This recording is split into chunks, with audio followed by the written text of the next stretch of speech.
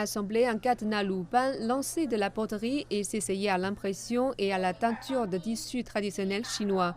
Ce sont toutes d'excellentes occasions pour les envoyés diplomatiques en Chine d'en apprendre davantage sur la culture traditionnelle chinoise. L'école de la pensée confucéenne est la force motrice de la culture traditionnelle chinoise. En voyant des vestiges culturels et en écoutant des histoires sur Confucius, les émissaires diplomatiques ont approfondi leur compréhension du confucianisme et de la culture chinoise. Cela ouvre les yeux. Visiter la ville, cette ville a beaucoup d'histoire et Confucius fait partie de l'histoire générale de la Chine. Confucius était un entrepreneur, au sens où il a été l'un des plus grands philosophes et enseignants en Chine et a immensément contribué à l'histoire et à l'éducation. Nous avons par exemple le confucianisme, il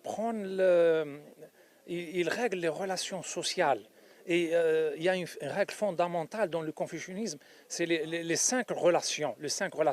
C'est-à-dire la relation qui doit prévaloir entre le prince et le peuple, entre les parents et les enfants, entre la femme et l'homme. Et donc tous ces aspects, c'est les relations. Donc il règle les relations. Certains émissaires diplomatiques disent qu'il y a des similitudes entre la pensée confucéenne et la culture traditionnelle de leur pays. En se basant sur ces points communs, la Chine continuera son échange culturel et sa coopération avec le reste du monde.